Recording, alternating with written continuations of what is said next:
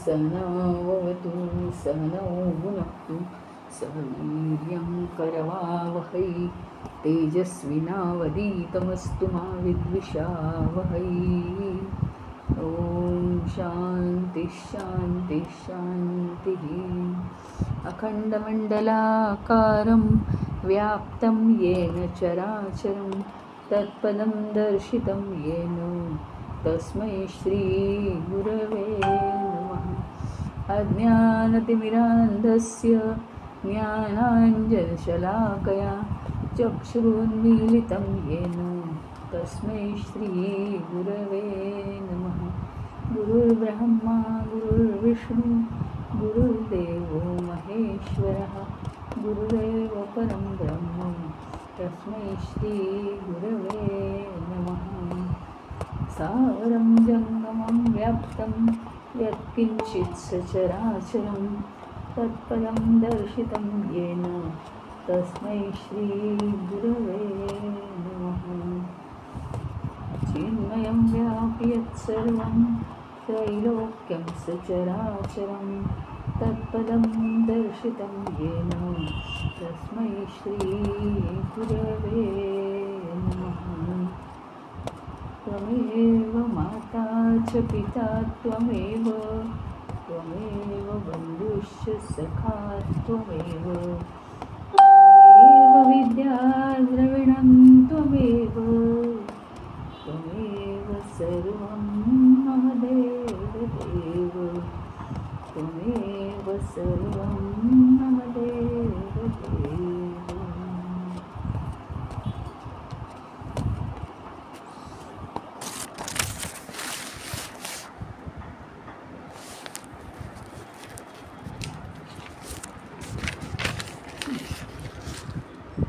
आज आपल्याला प्रश्न बघायचा आहे, किमर्थं च एव भृत्येषु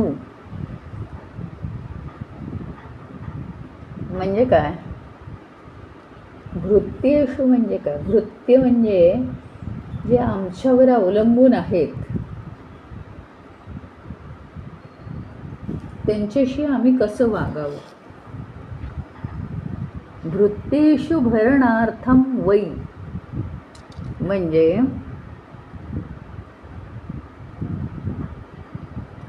हे जे आमच्यावर अवलंबून असलेले लोक आहेत त्यांना आम्ही का मदत करायला हवी आहे? कारण ते अवलंबून आहेत आणि त्यांना आधाराची गरज आहे. हा विषय आहे. विषय जरी सोपा वाटला तरी तो विषय गहन आहे अतिशय. कारण पहिल्यांदा आपण हे लक्षात घेऊ की आपल्यावर अवलंबून लोक कोण आहेत. सगळ्यात महत्त्वाची गोष्ट, आपल्यावरती अवलंबून लोक कोण आहेत. तर आपल्या घरातले सेवक, काम करणारे लोक हे आपल्यावर अवलंबून आहेत. त्याच्यानंतर कुणाचे नातेवाईक, भाऊ बहीण कोणत्या ना कोणत्या कारणासाठी अवलंबून असतात. आई वडील अवलंबून असतात म्हातारे झाल्यावर मुलांवर. अशा अनेक समाजातले जे घटक आहेत की जे दुसऱ्यावर अवलंबून आहेत त्यांना आपण मदत का करावी? तर उत्तर अतिशय साधं आहे. आधार देण्यासाठी. उत्तर खूप साधं आहे. आधार त्यांना देण्यासाठी. पण हे उत्तर युधिष्ठिराचं आहे, हे लक्षात ठेवायचं. तुमचं आमचं उत्तर नाही आहे ते. जितका प्रश्न गहन आहे तितकं उत्तर पण गहन आहे.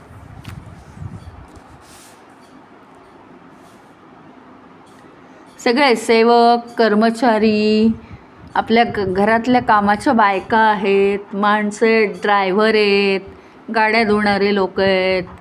हे जे लोक आपल्यावर अवलंबून आहेत ते काम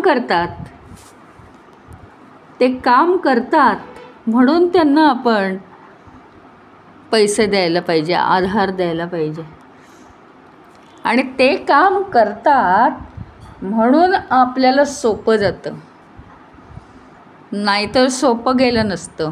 खूप जे आपण पढाया मारतो ते या लोकांच्या जीवावर. एक म्हणजे व्यावहारिक गोष्ट आहे ही. ते ज्याच्यामुळे काम करतात, ते आपलं जे काम करतात त्याच्यामुळे आपण फ्री असतो सगळ्या बाबतीत. ही महत्त्वाची एक गोष्ट. आणि कामाचाच बदला आपण त्यांना देत असतो. पण काही वेळेस आपण काय म्हणतो, हां इतकं सुट्ट्या झाल्या आता कापून घेणार वगैरे.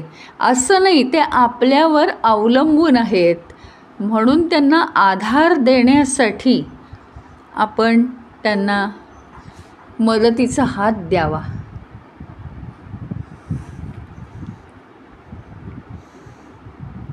त्यांच्या गरजा पुरवाव्यात, त्यांना शांत करावं. हे सगळ्यात महत्त्वाचं आहे. आपण पुन्हा एकदा एक उदाहरण, काय होतं, तेच घेतलं की त्याचं महत्त्व कमी होतं. शब्दांनी नुसत्या काही कळत नाही आपल्याला.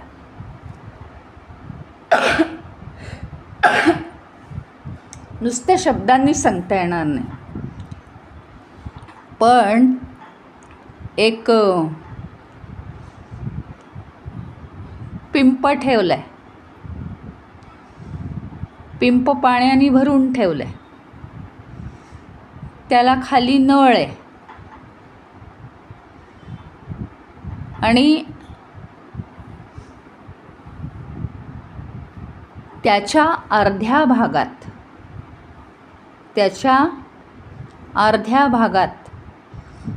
दुसरं एक पिंप किंवा बादली ठेवली. ती खाली आहे, म्हणजे अर्ध्या भागात खाली अशी ठेवलेली आहे. याचा अर्थ हे पिंप अर्ध झालं की ते थांबणार, कारण लेव्हल 1 आली पाण्याची लेव्हल 1 आली की ॲटोमॅटिक बंद. तोपर्यंत ते वाहत राहणार. आता 2 पिंप आहेत, 2 पिंप समान पातळीवर ठेवलेले आहेत.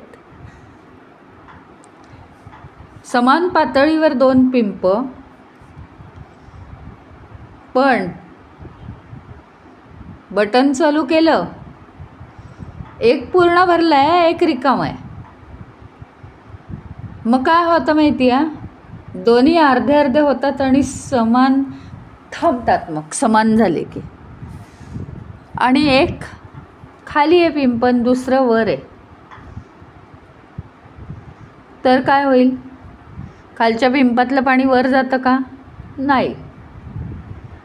पाणी हे उताराच्या दिशेने वाहतं. त्याच्याप्रमाणे समाजात आपली स्थिती अशी आहे, ज्याची खरं म्हणजे जेवढी उच्च लेव्हल आहे कशाचीही, बरं का, कशाचीही, आर्थिक, ज्ञानाची, बौद्धिक, कलात्मक, कोणतीही जी लेव्हल उच्च आहे, मनुष्य हा सामाजिक प्राणी आहे. पुन्हा पुन्हा तेच सांगते मी. आणि म्हणून काय होतं माहिती आहे का, त्याचं जे सगळी कला म्हणा, त्याची बुद्धी म्हणा, त्याचं ज्ञान म्हणा, त्याचा पैसा म्हणा, हे सगळं फिरत राहिलं पाहिजे या समाजात.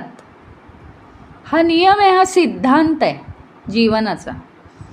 ते सगळं रोटेट होत राहिलं पाहिजे, सगळ्यांमध्ये ते पसरत राहिलं पाहिजे. आणि तोपर्यंत ती पातळी समान होईपर्यंत ते वाहत जाणार. मग आता स्वतःचं स्वतः नळ खोलून ते दिलं तर चांगलं ना. नाहीतर काय, तसंही ते गळूनच जाणार आहे. मग होतं काय माहिती का, आपण स्वतःच्या उत्साहाने आपण जर लोकांना कशाचाही आधार, कोणत्याही स्वरूपात आधार देऊ केला तर आपल्या आजूबाजूची परिस्थिती सुधारते. मना सर्व लोकासी रे नीव व्हावे, आजूबाजूची परिस्थिती सुधारते आणि शांत वातावरण होतं. एवढ्या प्रश्नापुरतं लिमिटेड नाही आहे, फक्त पैसा नाही म्हणत आहे, तर जे आपल्यावर ज्याच्यासाठी अवलंबून आहेत. मग काय असतं की हजारो गोष्टी आहेत या जगामध्ये, माहिती आहे का. आता उदाहरणार्थ, काही घरांमध्ये एकटा म्हातारा मनुष्य असतो, एकटा मनुष्य किंवा एकटी म्हातारी स्त्री असते. कसं बसं घरातलं करते, पण बँकेचे व्यवहार वगैरे करायला जमत नाही आणि बँक शिवाय जगणं कसलं. अशा वेळेस प्रामाणिकपणे कोणीतरी खरा आधार दिला तर किती चांगलं होईल. न फसवता पासबुक घेऊन जायचं, पैसे काढून आणून द्यायचे, मोजून घ्या म्हणायचं, काही लागलं तर आपण देतोच, ते सोपं आहे. हे काय आहे, आपल्यावर अवलंबून असलेले लोक आहेत. अवलंबून आहे हो तुमच्यावर, असं नाही कोणी डिक्लेअर करणार. समाजामध्ये आपल्याला जी मदत ज्याला करता येईल ती करायची आहे. आपलं जीवन सामाजिक जीवन आहे. म्हणजे काय माहिती आहे का, आपली जी विकसनशीलता आहे किंवा आपली जी प्रगती आहे ती सगळ्यांच्या प्रगतीवर अवलंबून आहे. समाजातला एक जरी घटक अप्रगत असेल, हे संबंध काय आहे माहिती आहे का. तुम्हाला माहिती आहे ना, भोंडला असतो ना, भोंडला, त्याला ते हात धरतात आणि फेर करतात, हात सोडायचा नाही, हात धरून फेर धरतात त्याला.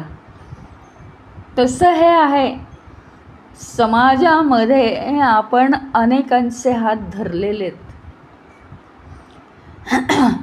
आणि हात धरलेले असल्यामुळे एखादा अडखळून पडत असेल तर आपण पुढे जाऊच शकत नाही, आपण पण पडतो त्याच्यामुळे.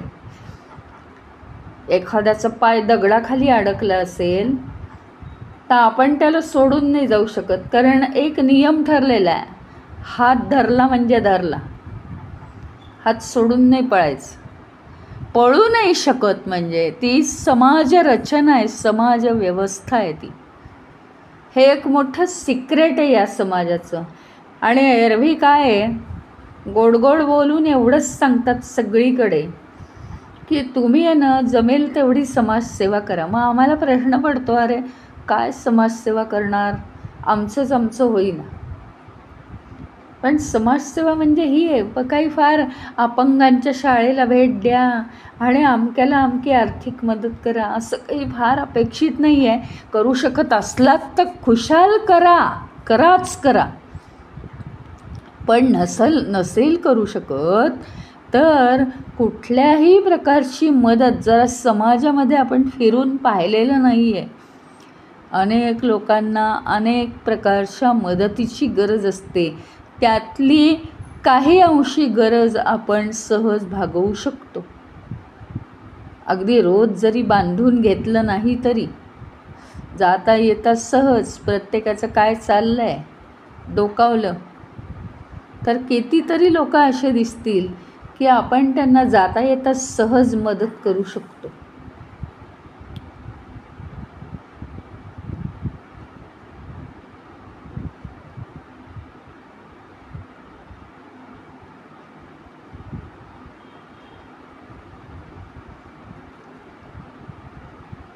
त्याच्यामुळे आपल्यावर जे अवलंबून आहेत त्यांना आपण योग्य तो आधार दिला पाहिजे.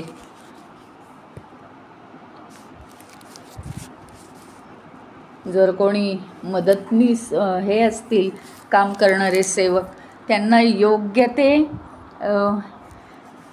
त्याचं मोबदला दिला पाहिजे.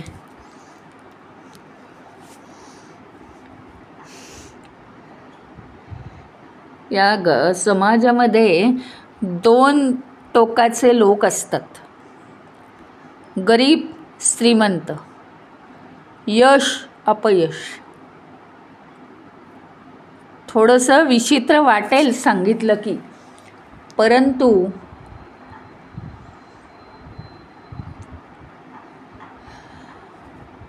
जो धनवान आहे, एका पर्टिक्युलर गरीबाला मदत करायची हे नाही मी म्हणत आहे, पण गरीब श्रीमंत ही जी हे आहे गॅप वाढते, ती वाढू नये म्हणून काही गरीब घटकांना मदत करायची. ठराविक टक्के भाग, 5%, 10% इन्कमचा भाग मदत करायची. हे झालं आर्थिक. पण इतरसुद्धा मदती करता येतात. ठरवून टाकायचं अमक्या अमक्या वारी ज्याला खरी गरज आहे आणि आपण ते करू शकतो आहे, तर ती मदत करायची. अत्यंत महत्त्वाचं आहे. समाजात हे 2 प्रकारचे घटक असतात, एक यश प्राप्त करणारा आणि एक अपयशी. तो अपयशी जो असतो ना, त्यातलं सिक्रेटच आता मी सांगते. अपयशी किंवा गरीब हा जो असतो ना, तो त्याच्या मनात चुरचुरतं याच्याबद्दल. त्याच्या मनात विचार येतात, मलाच तेवढं अपयश. म्हणजे सर्वसामान्य माणसाचं सांगते बरं का मी, ज्याला अंडरस्टँडिंग आहे त्याचं काही फरक नाही पडत त्याला. पण मला अपयश, याला यश, मी इतका कष्ट करतो, मला कमी पैसा, याला जास्त पैसा, हे जे मनात येतं ना सर्वसामान्य लोकांच्या, त्यांनी जे यशवान आहेत, जे श्रीमंत आहेत लोक, त्यांच्या जीवनाला ताण पडतो या लोकांच्या विचारांमुळे. त्याचं कारण एक ही समाजव्यवस्थाच आहे. आपण ज्या पायरीवर आहोत त्या पायरीवरून आपल्या वरच्या पायरीवर जे आहेत त्यांचा विचार मनुष्य नेहमी करणार आहे, हा समाजाचा सिद्धांत आहे. त्याचं कारण मानवाला वरच चढायचं आहे, खाली नाही उतरायचं.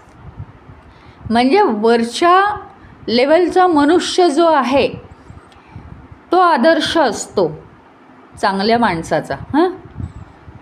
पण जो सर्वसामान्य माणूस आहे त्याचं काय म्हणणं आहे, हा जो उच्च पातळीवरचा माणूस आहे त्याच्यासारखं मला का नाही येत. खरं म्हणजे हे जे त्याचं थिंकिंग आहे त्याच्या दृष्टीने का बरोबर आहे माहिती आहे का? कारण उत्क्रांती हा मानवाचा नियम आहे. ती उत्क्रांती होण्यासाठी हा एक पर्टिक्युलर विचार येणं आवश्यक आहे. म्हणजे मी सांगते ना, हे उदाहरण बहुतेक मी एकदा दिलेलं आहे की असंच आमच्या संस्कृतच्या अभ्यासामध्ये एक जण सांगत होत्या की अमकीपेक्षा मला 1% जास्त पडला आणि दुसरी होती तिच्यापेक्षा मला 1% कमी पडला, असं सांगत होत्या. तर म्हणे जिला कमी पडला आणि जिला जास्ती पडला ते दोघी माझ्यावर चिडल्या होत्या. का? तर म्हणे जिला जास्ती पडला माझ्यापेक्षा 1% तिला वाटलं की ही माझ्याच बरोबरीची झाली, मी पुढे का नाही गेले खूप, हिने एवढे मार्क का मिळवले, 1% कमी पडला हिला. आणि जिला कमी पडले ती म्हणाली हिला माझ्यापेक्षा जास्त मार्क का पडले, ही माझ्या बरोबरीची आहे. म्हणजे माणसाचा स्वभाव हा आहे की माझ्या बरोबरीचं सगळ्यांनी असावं. मग मी त्यांना म्हटलं हा समाजाचा सिद्धांत आहे. माझी जर उत्क्रांती व्हायची असेल आणि तुम्हाला जर जास्त मार्क असतील तर मी म्हणायला पाहिजे ह्यांना कसे मार्क जास्त पडले, मला पण पडायला पाहिजे, म्हणजे माझी उत्क्रांती होईल. हा समाजाचा सिद्धांत आहे, त्यात चूक काही नाही. परंतु मनुष्य विचार कसा करतो त्याच्यावर अवलंबून आहे. कारण त्याचं बॅकग्राऊंड अंडरस्टँडिंगवाला माणूस असेल तर म्हणेल की मी याचा आदर्श ठेवतो आणि मी सुधारतो. विचार काहीही करू दे, हा समाजाचा विचार करण्याची आपल्याला गरज आहे. परत परत तेच एक पालुपद आठवायचं, मना सर्व लोकासी रे नीव व्हावे. म्हणजे ज्यांना खरोखरी खूप प्रयत्न करून आपल्याप्रमाणे यश येत नाही त्यांना काय हरकत आहे जाता येतात.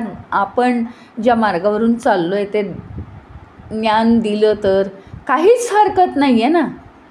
कुणाला किती जमतं कुणाला किती जमतं, पण आपण देऊन टाकायचं सगळं, काहीच हरकत नाही आहे. आणि म्हणून हा प्रश्न आपल्या दृष्टीने अतिशय महत्त्वाचा आहे.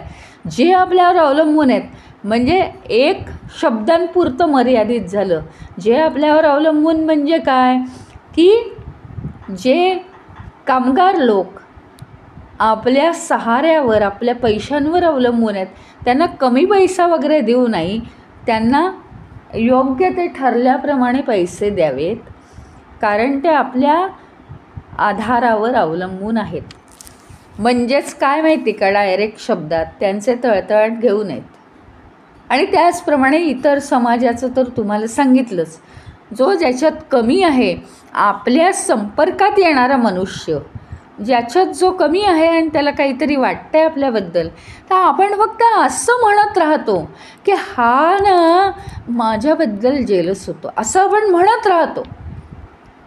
पण आपण हे करत नाही की मोकळेपणाने त्याला जेवढी मदत करता येईल, काय त्याच्यात बरोबर आणि पुढे जाणं आणि मागे राहणं. आपल्याला तर कळतं ना, त्याला नाही कळलं तरी. तर ते जर समाज शांत झाला तरच आपली प्रगती होते, हे ह्याच्यात मुख्यत्वे दिलेलं आहे.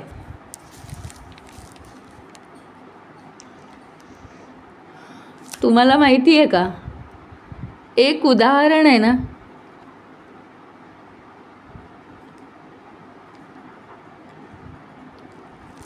काय आहे, एक अत्यंत महत्त्वाची गोष्ट म्हणजे काय माहिती का, आपले जे वैयक्तिक भोग आहेत ना, वैयक्तिक भोग म्हणजे काय माहिती का, वैयक्तिक भोग तुम्हाला माहिती आहेत की आपल्या पैशाचा आपणच भोग घेणं, हां, किंवा आपल्या ज्ञानाचा आपणच भोग घेणं, आपल्या कर्तृत्वाचा आपणच भोग घेणं, हे जे वैयक्तिक भोग घेतो ना आपण, याच्यापासून समाजामुळे आपल्याला अडथळे नेहमी निर्माण होतात. आपल्याला हे कळूनसुद्धा आपण त्याच्याकडे दुर्लक्ष करतो आणि एकटं खूप उंच वर चढत जाण्यात आपण इंटरेस्टेड असतो. तर ते बरोबर नाही आहे. गांधीजींचं उदाहरण मला आठवलं, अत्यंत महत्त्वाचं आहे. त्यांनी सांगितलं होतं, गांधीजींनी, बाकीचं गांधीजी म्हटलं की बॅकग्राऊंड घेऊ नका, गांधीजींनी त्यांचं एक वाक्य प्रसिद्ध आहे, हा माझा देश इतका गरीब आहे, इतका गरीब आहे की जोपर्यंत या देशातल्या प्रत्येक माणसाला अंगभर कपडे मिळणार नाहीत तोपर्यंत मी पंचाच नेसीन. आणि म्हणून त्यांनी फक्त पंचा नेसायला सुरुवात केली होती की कपड्यांवर खर्च करायचा नाही. अनेक गरिबांना आज कपडे नाही आहेत अंगभर घालायला, असा तो जमाना होता. म्हणजे आपल्याला जर कळलं समाज म्हणजेच आपण आहोत, समाजाशी आपण बांधील आहोत, समाजाला आपण धरून आहोत, तरच आपण असे राहू शकतो. अत्यंत टोकाची भूमिका होती गांधीजींची या बाबतीत. इतकं ज्याला मनाला लागेल तोच असं करू शकतो की पंचा नेसून राहायचं.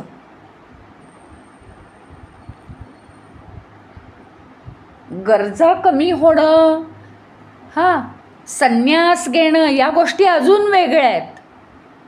परंतु मला माहिती आहे की मी छान छान कपडे घालू शकीन, तरीही गरीब लोकांकडे पाहून गांधीजींना दया आली की आपण अंगभर कपडे घालायचे आणि यांना कपडासुद्धा नाही घालायला. असं आपण राहू कसं शकतो आणि आपल्याला बघवतं कसं. हे जर समाजाबद्दल आपल्याला प्रेम वाटलं नाही तर हे होतं. पुढचा प्रश्न आहे, केनस्विद आवृत्तम लोकः. लोक म्हणजे जग, विश्व. कशाने आवृत्त झालं आहे विश्व? सगळ्यांना माहिती आहे. अज्ञानेन आवृत्तः लोकः. हे विश्व जे आहे ते कशामुळे आवृत्त झालं आहे? त्याच्यावर कशाचं आवरण पडलेलं आहे? अज्ञानाचं आवरण पडलेलं आहे. कशाने जग वेढलेलं आहे म्हणतो ना आपण, वेढून जाणं. तर अज्ञानाने पूर्ण जग वेढलेलं आहे.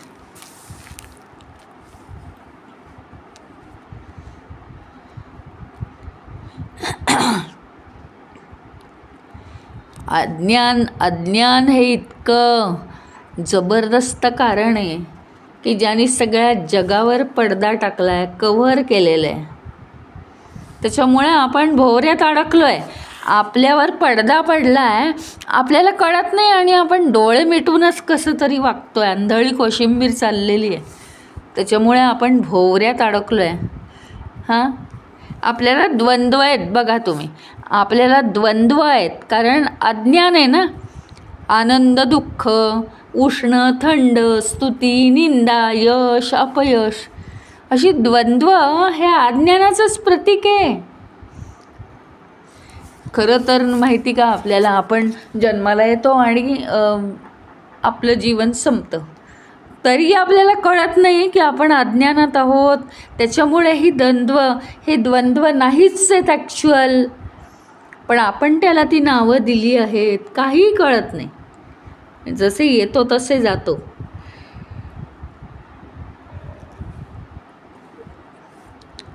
आता हे सगळं काय आहे? हा मायेचा प्रभाव आहे. माया का बरं आपल्यावर काम करते? कारण अज्ञान आहे. आणि हे सगळं विश्व शेवटी कोण चालवतोय? सगळं विश्व ईश्वर चालवतोय. म्हणून या जगामध्ये राहायचं, पण ईश्वराला समर्पित व्हायचं, जगाला समर्पित व्हायचं नाही आहे. आपण जगाला समर्पित होतोय.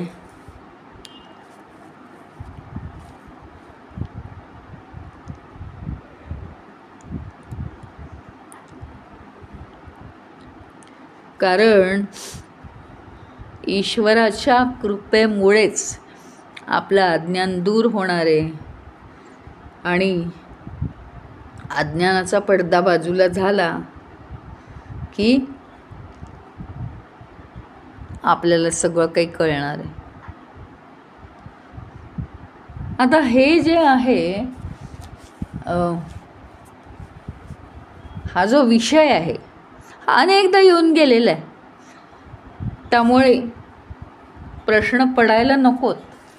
काय विषय आहे? माया कशी आणि का बरं असं होतं? माया आमच्यावर काम कशी करते? अज्ञान म्हणजे काय, अनेकदा हे विषय येऊन गेलेले आहेत. तरीसुद्धा एक रिव्हिजन की काय होतं, उपनिषदात हा विषय झालेला आहे.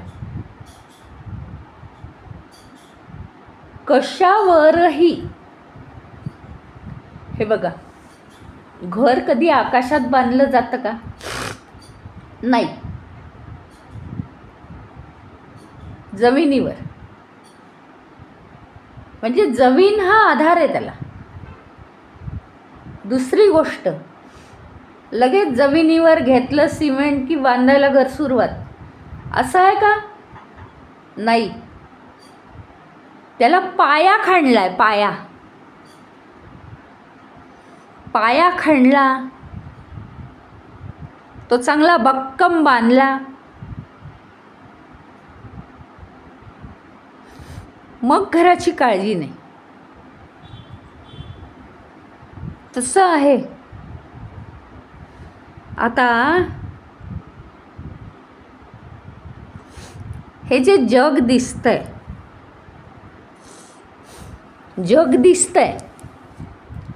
हां, ते कशामुळे दिसतंय? आता हा मोबाईल आहे, याला कळतंय की कोण कोण जॉईन झालंय, ह्याच्यावर चित्र येत आहेत. हे कशामुळे दिसतंय? मोबाईलमुळे दिसतंय ना. मोबाईलचं काय आहे, स्क्रीन आहे तिथे, त्या स्क्रीनमुळे सगळं दिसतंय. ही चित्र बदलत जात आहेत सारखी. कधी काय तर कधी काय, कधी यूट्यूब तर कधी काय म्हणतात त्याला, गुगल तर कधी काय, असं कधी कोणची लिंक, असं चालू आहे सारखं. मग हे बदलतंय सगळं, पण एक काहीतरी फिक्स आहे की नाही, ज्याच्यावर हे सगळं दिसतंय. हा विषय उपनिषदांचा आहे. एक काहीतरी तळाशी हामेठोक सत्य असल्याशिवाय त्याच्यावर बदलणारी चित्र अध्यारोपित होऊ शकत नाहीत. संपूर्णपणे बेसिकली या जगामध्ये, विश्वामध्ये सत्य पसरलेलं आहे. विश्वाला ते व्यापून आहे, संपूर्णपणे विश्वाला व्यापून आहे.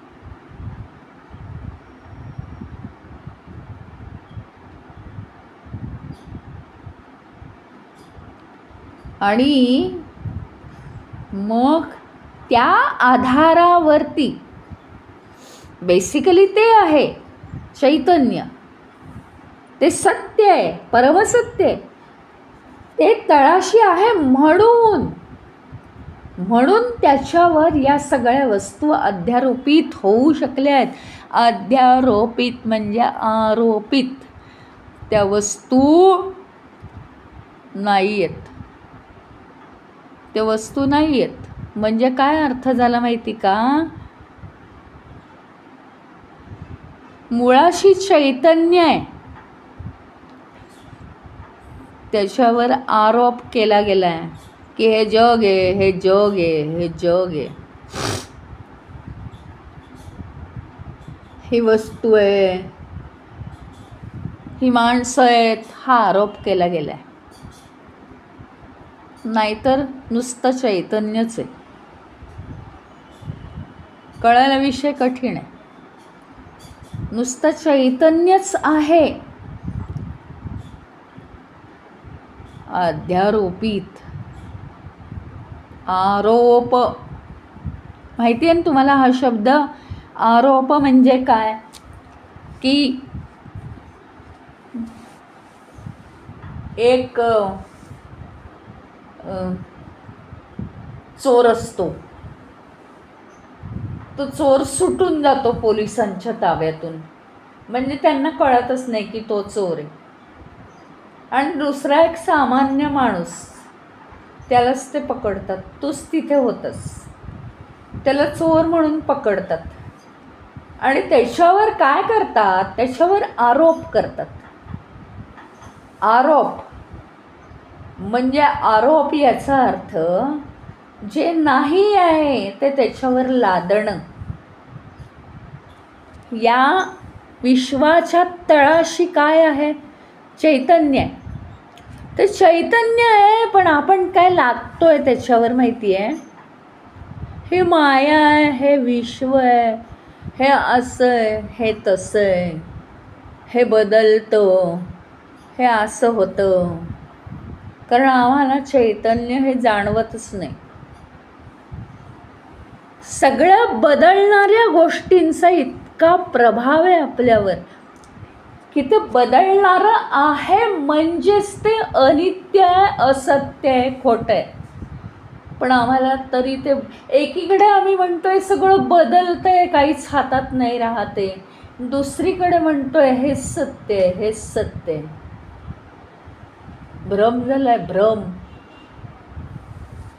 जे बदलतं, जी अवस्था नाहीशी होते, दुसरी अवस्था येते, ते सगळं असत्य असतं. सगळं असत्य.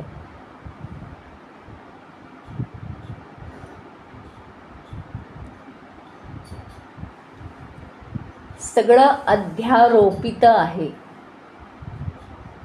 संपूर्ण सत्यावर हे विश्व अध्यारोपित आहे.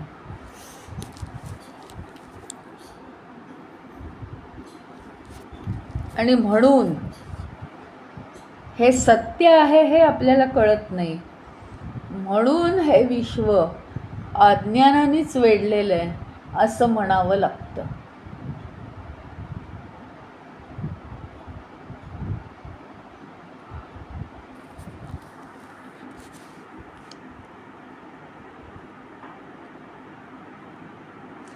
आणि हे सगळं कशामुळे होतं? अज्ञान जाण्यासाठी आपला अहंकार गेला पाहिजे. तो मानव स्वतः नाही घालवू शकत. तो अहंकार जाण्याचा उत्तम उपाय म्हणजे ईश्वरचरणी समर्पित होणं.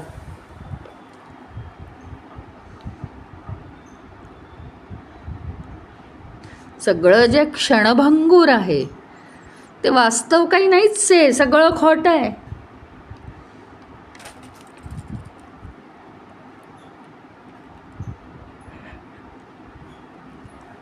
या विश्वाला त्यातनं कशातनं आम्हाला काय मजा येते, काय आम्ही आनंद उपभोगतो, हे सगळं जे आपण म्हणतो आहे हे सगळं क्षणभंगूर आहे. स्वतंत्र अस्तित्वच नाही आहे कुठल्याही गोष्टीला आणि म्हणून ते नाश पावतं आणि पुन्हा निर्माण होतं. स्वतंत्र अस्तित्व असतं तर ते नाश पावेल का? आपण झोपतो आणि उठतो. झोपणं ही एक अवस्था आहे, उठणं ही दुसरी अवस्था आहे. अवस्था नाश पावतायत. आपण नाश पावलो का कधी? आपण कधीच नाश नाही पावलो ना. झोपेतही आपण होतो म्हणून झोप झाल्यावर आपण आहोत, नाही तर आपण नसतोच आज.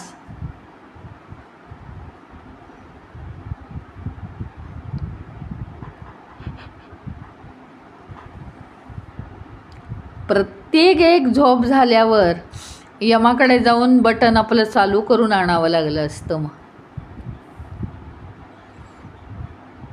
आपण आहोतच. तसं ते चैतन्य आहे म्हणजे आहेच.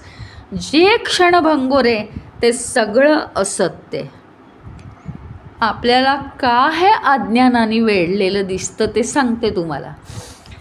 तुम्हाला माहिती आहे का, ते चुरचुरीत कागद असतात बघा, प्लॅस्टिकचे, पारदर्शक असतात. म्हणजे पिवळा कागद, लाल कागद, निळा कागद, हिरवा कागद असं असतात ते प्लॅस्टिकचे चुरचुरीत कागद, पारदर्शक. ते ज्याच्यावर ठेवू, पिवळा ठेवला, खालची सगळी अक्षरं पिवळी दिसतात. अहो पण ती पिवळी आहेत का खालची अक्षरं? खरं म्हटलं तर नाही आहेत ना. निळ्या पेननी लिहिलं तर निळी आहेत. पान वहीचं पांढरं शुभ्र आहे.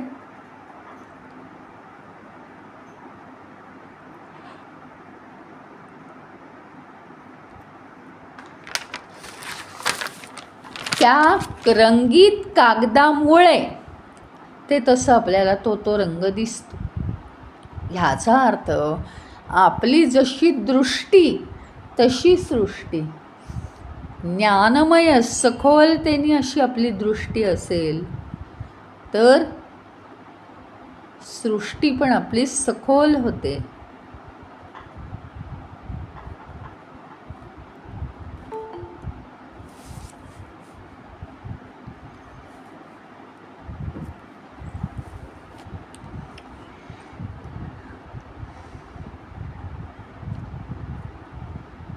पण एक गोष्ट आहे, अक्षरं पिवळे दिसली,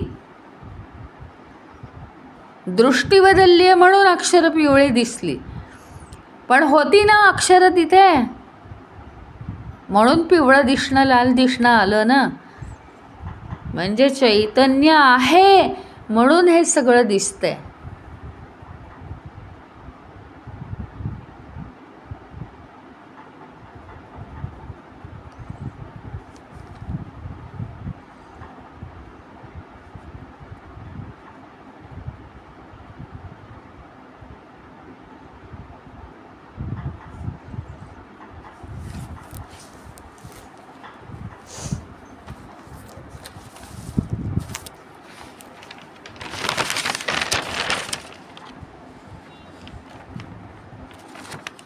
आणखीन एक अत्यंत महत्त्वाचा प्रश्न, याच धरतीचा प्रश्न आहे हा.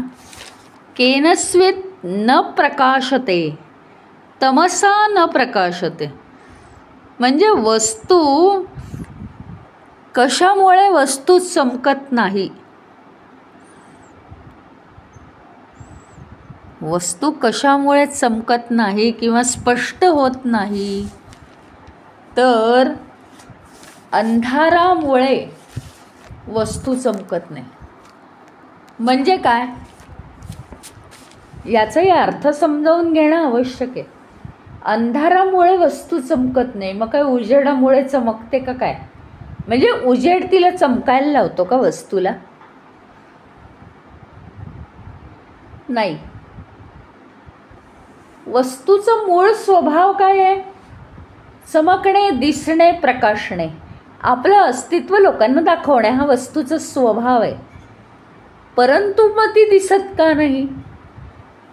कारण अंधाराचं आवरण काळं काळं ते वस्तूवर येतं, म्हणून वस्तू दिसत नाही.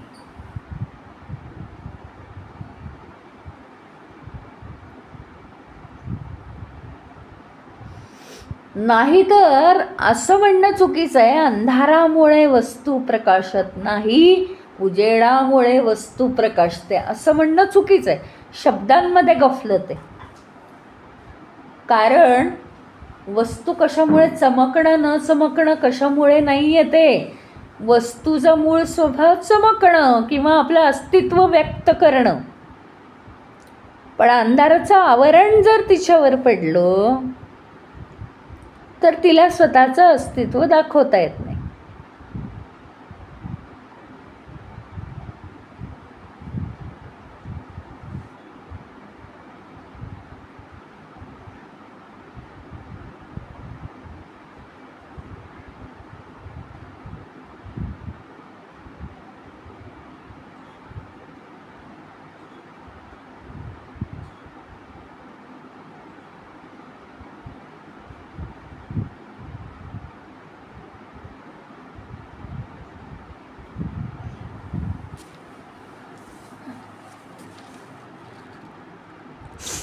अंधार हा जो आहे तो कशालाही चमकू देत नाही. अंधारात गोष्टी काय आहेत, कुठे आहेत हेच आपल्या लक्षात येत नाही. एक गोष्ट आहे, अंधार म्हणजे काय माहिती का? अंधार म्हणजे ती गोष्ट लक्षात येणं बंद होतं. अंधारात गोष्टी लक्षात येत नाहीत. हां, झोपेत आपण असतो म्हणजे जागृत अवस्थेचा अंधार असतो. झोपेमध्ये जागृत अवस्थेचा अंधार असतो. तेव्हा फक्त जागृत अवस्थेमध्ये आपल्याला जगाचं भान होतं, पण झोपेमध्ये जगाचं भान होत नाही, कारण जागृत अवस्थेचा अंधार असतो. आकाश ढगांनी भरतं.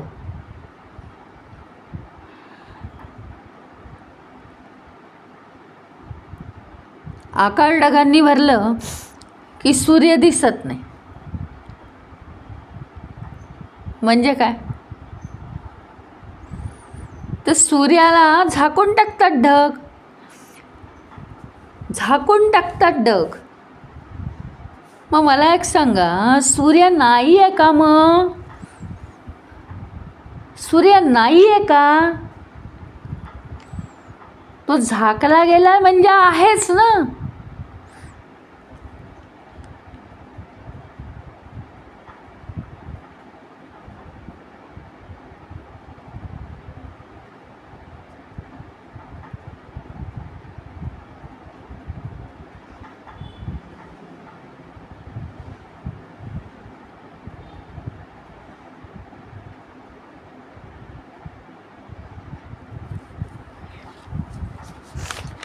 एखाद्या अवस्थेत एखाद्या गोष्टीचं आपल्याला ज्ञान होत नाही म्हणजे काय?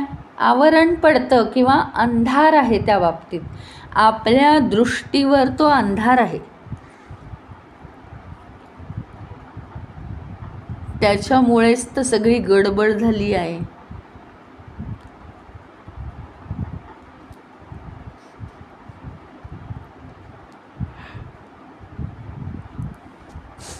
अंधार आपल्या जीवनावर कशाचा आहे? आपल्या अंतर्दृष्टीचा अंधार आहे. अंतर्दृष्टीच नाही आहे आपल्याला. नाही आहे म्हणजे काय? नाही आहे का ती? नाही, झाकली गेली आहे. आता ढगांच्या आड सूर्य राहिला तर काय नाही आहे का तो? फक्त सूर्य ढगांनी काही वेळ तो झाकला गेला.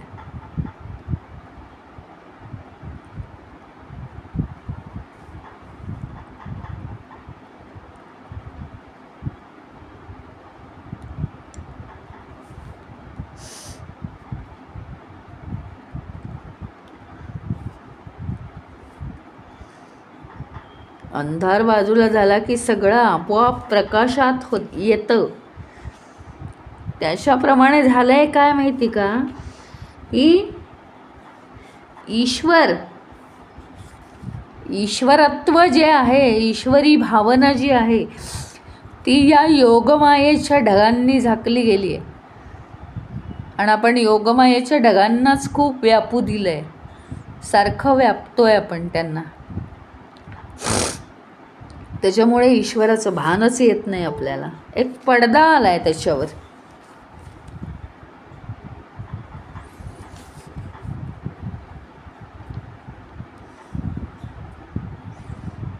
आणि हा जो पडदा आहे, योगमायेचा जो पडदा आहे आपल्या जीवनावरती, तो योगमायेचा पडदाच माणसाला ना ते सत्याचं ज्ञान जाणून घ्यायला अडथळा निर्माण करतो.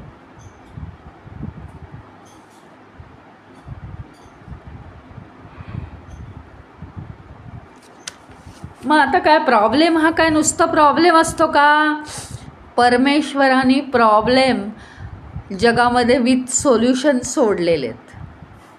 कधीच नुसतं प्रॉब्लेम नसतो, विथ सोल्युशन. काय सोल्युशन आहे मग योगमायेपासून वाचायला? आपली इंद्रिय आणि मन संयमात ठेवलं पाहिजे. बुद्धी वृद्धिंगत केली पाहिजे. शांत ठेवली पाहिजे बुद्धी. श्रद्धा आणि एकाग्रता पाहिजे ईश्वरावर. सात्विक गुण संपादन करायला हवेत आपण.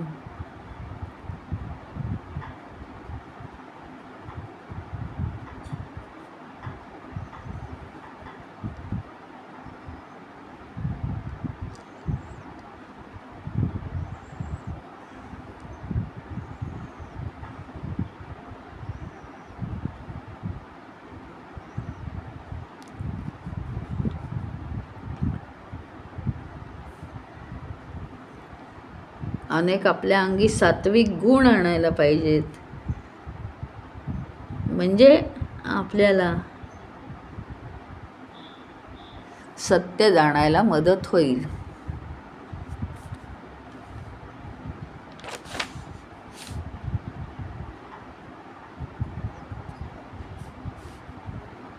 पुढचा भाग आता उद्या घेऊ आपण.